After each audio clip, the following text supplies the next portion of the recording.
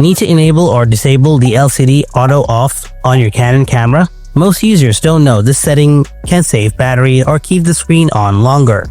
In this video, I'll show you how you can turn the LCD auto off feature on or off. Let's do it right now.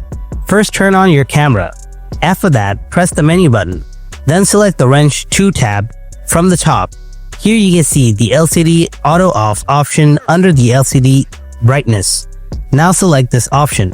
Then press the set button. Here you will get the enable and disable options. If you select enable, the LCD will turn off automatically after a short period of inactivity to save battery. Or if you select disable, the LCD stays on until you manually turn it off or the camera powers down. So select one of them and then press the set button. And that's it. This is how you can enable or disable the LCD auto off on your Canon camera. Thanks for watching. I'll see you in the next video. Until then, stay tuned and take care.